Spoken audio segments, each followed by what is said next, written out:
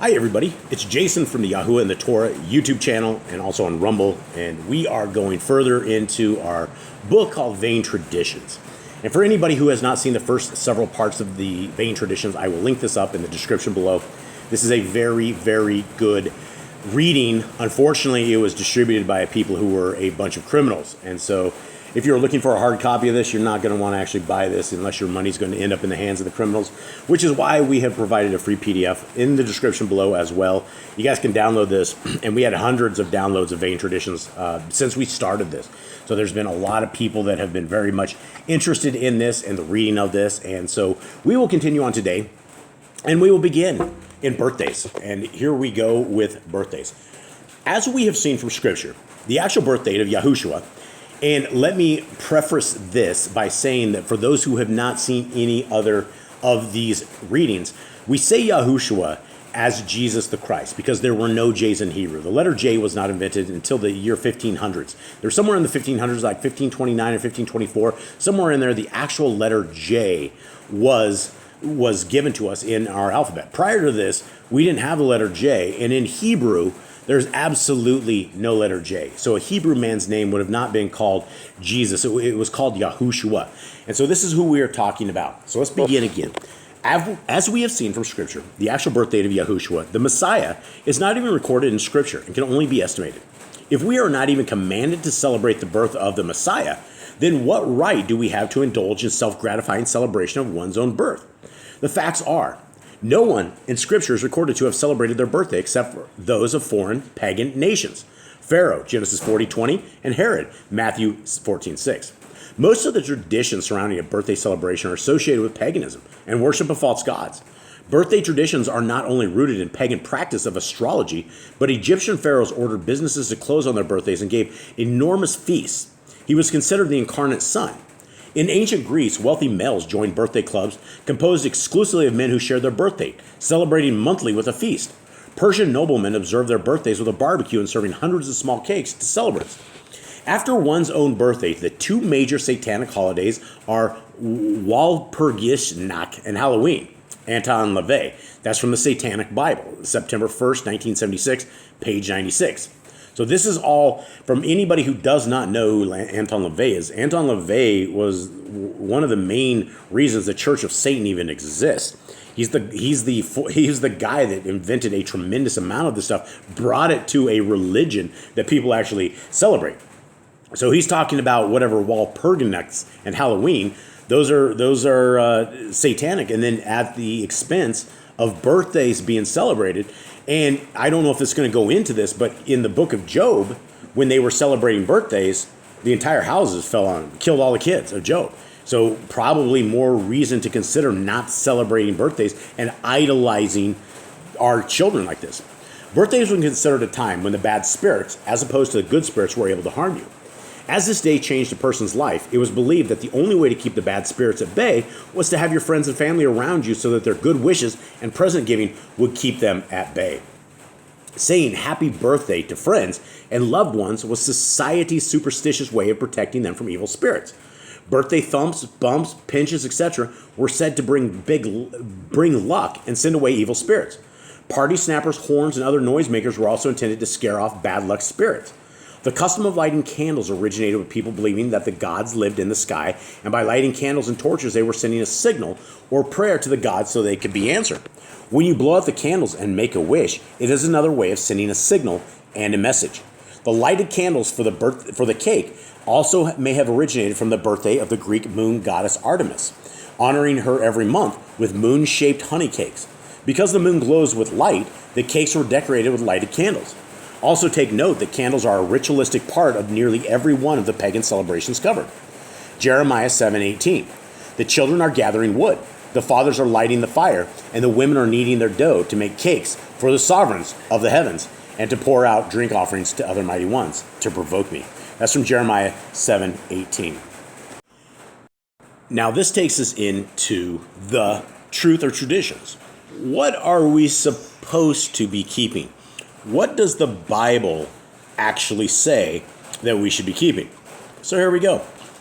It's Yahuwah or your way. While Christianity is celebrating holy days of pagan origins, which are nowhere found in scriptures, when we do examine the word, we find numerous reference in both covenants to festivals given by Yahuwah as a command that have been celebrated by true believers for more than 3,000 years.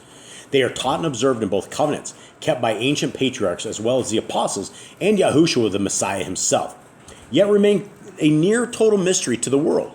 How can this be? Throughout history, mankind has displayed a rebellious attitude toward anything Yahuwah tells us to do.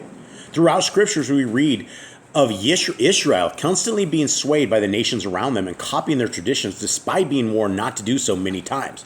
Leviticus 18:3, Deuteronomy 12:30, 2 Kings 17:15, Jeremiah 10:2. Nowhere in the list of days to keep found in Leviticus 23, Exodus 12, Deuteronomy 16, and elsewhere do we see any of today's popular holidays. We would rather make our own rules for life and worship, unbound by scriptural do's and don'ts. On top of this, we now have a society with hundreds of years of tradition that everyone assumes is commonplace. No one ever asks, do you keep Christmas? They just assume you do, as most everyone else, and to go against this tradition is already a huge obstacle for most believers. In the case of Christmas, for example, those who refuse to buy into the story and the tradition are labeled as a Scrooge, thanks to popular media or fun spoilers. The key to true worship is honoring Yahuwah according to his commands, worshiping in truth as well as in spirit.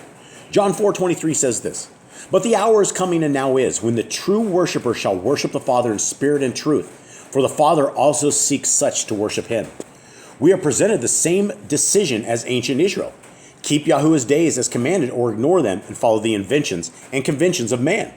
Today's religious leaders completely disregard the fact that Yahushua the Messiah, his apostles, and all the believers in the New Testament observed the very days found in Leviticus 23, and they will keep them again in the new heavens and earth, as in prophecy.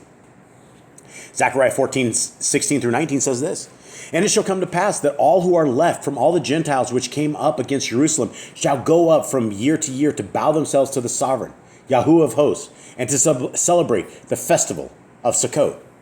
The fact begs another question. If the scriptural days were kept by the early believers and will be kept in the new heavens and earth, why shouldn't they be observed now? Yahushua kept the festivals, and scripture commands us to walk as he walked. 1 John 3:6, and that he left us an example to follow. 1 Peter 2:21. Shouldn't we be following it? It is appalling for those who seek the truth cannot get the truth from religious leaders who are supposed to be guiding them into it. Instead, they are left feeling rebuked whenever they inquire about why the church ignores the Kodesh days commanded in Scripture. Ezekiel prophesied of this very thing. Ezekiel 22:26. Her Kohanim, which are priests, have done violence to my Torah, and they profane my Kodesh, which is holy matters. They have not distinguished between the Kodesh and profane, nor have they made known the difference between the unclean and the clean. And they have hidden their eyes from my Shabbatoth, and I am profaned in their midst. Again, Shabbatoth, for those who do not know, is the Shabbat. It's the seventh day. If one seriously studies the scriptures with an open mind, it will be quite clear that mainstream Christianity is ignoring some of the most important truths of Scripture, Yahuwah's laws. While preaching how unnecessary Yahuwah's scriptural festivals are, the Christian church venerates and celebrates with zealous enthusiasm the popular pagan holidays that are completely missing from the Word. So what will it be? Holy days or Kodesh days? Do you love tradition more than truth? Is your desire to please people or to please Yahuwah? It's your choice, and so are the consequences of what you choose. These are Yahuwah's appointed times. Leviticus chapter 23. And Yahuwah spoke to Moshe, saying, "Speak to the children of Israel and say to them, the appointed times of Yahuwah, which you are to proclaim as Kodesh gatherings, my appointed times are these. Sabbath. 6 days work is done, but the seventh day is a Shabbat of rest, a Kodesh gathering. You do no work. It is a Shabbat to Yahuwah in all your dwellings. These are the appointed times of Yahuwah, Kodesh gatherings, which you are to proclaim at their appointed times." Now, when we have the Sabbath day, nobody keeps the Sabbath day. Everybody has replaced the seventh day for Sunday, the day of the sun. And we've talked about this in parts 1, 2, and 3, about this ad nauseum. So when you replace the Sabbath day for a day that is not your creator's, you are doing things your way. The seventh day is something that we should be keeping for all generations. It's for all of us. but yet everybody goes shopping on a Saturday, right? And it's not a Saturday. It's not the day of the sun. It is the seventh day. We were never, ever told to have weak names. Passover. In the first month, on the 14th day of the month, between the evenings, is the Pesach, Passover to Yahuwah, of unleavened bread, another festival. And on the 15th day of this month is the festival of Matzah to Yahuwah. 7 days you shall eat unleavened bread. On the first day you have a Kodesh gathering. You do no servile work. On the seventh day is a Kodesh gathering. You do no servile work. Here's another appointed time. The weeks, Shavuot. And from the morrow after the Shabbat, from the day that you brought the sheaf of the wave offering, you shall count for yourselves 7 completed Shabbatot. Until the morrow after the 7th Shabbat, you count 50 days. Then you shall bring a new grain offering to Yahuwah, and on this same day you shall proclaim a Kodesh gathering for yourselves. You do no servile work on it. A law forever in all your dwellings throughout your generations. Here's another appointed time. Trumpets.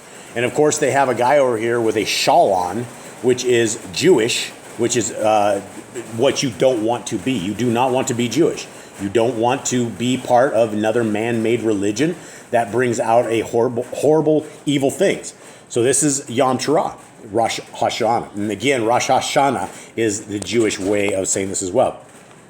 And Yahuwah spoke to Moshe, saying, speak to the children of Yisrael, saying, in the 7th month, on the first day of the month, you have a rest, a remembrance of blowing of trumpets, a Kodesh gathering. You do no servile work.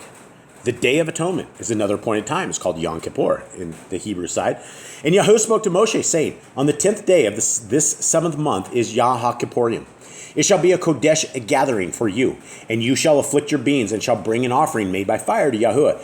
And you do no work on that same day, for it is Yom HaKippurim to make atonement for you before Yahuwah your Elohim.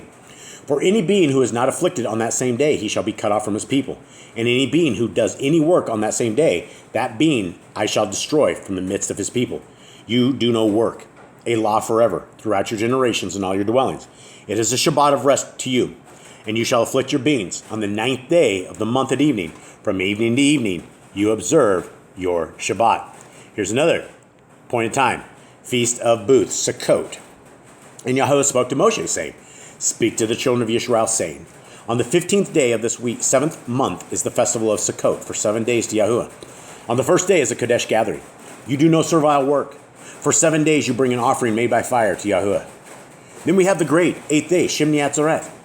On the 8th day there shall be a Kodesh gathering for you, and you shall bring an offering made by fire to Yahuwah. It is a closing festival. You do no servile work. These are the appointed times of Yahuwah, which you proclaim as Kodesh gatherings. On the 15th day of the 7th month, when you gather in the fruit of the land, observe the festival of Yahuwah for 7 days. On the first day is a rest, and on the 8th day a rest. And you shall take for yourselves on the first day the fruit of good trees, branches of palm trees, twigs of leafy trees, and willows of the stream, and shall rejoice before Yahuwah your Elohim for 7 days.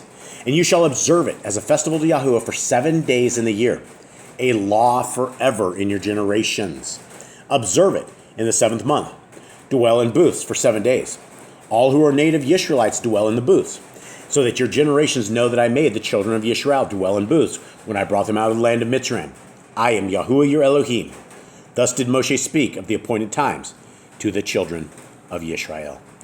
So with that, everybody, this will be a short segment. We will leave it at this. We have our birthdays, pagan. Yes, absolutely. Is Christmas pagan? Absolutely. Is Easter pagan? Absolutely. These are the festivals right here that our Creator has told us to keep. He has never told us to keep a birthday. He has never told us to keep Christmas. He's never told us to keep Hanukkah. He never told us to keep Easter. He never told us to keep Thanksgiving. None of these. Every one of these days are pagan. So if you're looking for what our Creator wants from all of us, the beginning of the appointed times is a day that begins every single week. It's called the Shabbat. It is the 7th day of the week, is the day of rest. And so if you guys are looking for the kingdom to come, if you are looking for the way that our Creator wants us to obey, the way He wants us to live our lives, the way He wants us to treat others, it is all found in the books of Genesis, Exodus, Leviticus, Numbers, and Deuteronomy. Then if you want the complete picture, then pick up the books of Matthew, Mark, Luke, and John. You don't need anything other than 9 books to figure out the path of the kingdom. And if you take things outside of those books, then you're breaking Torah. You're breaking Deuteronomy 4:2, which says not to take away or not to add to the Torah. And all of these appointed times that we have, including birthdays, are pagan. Have a good day.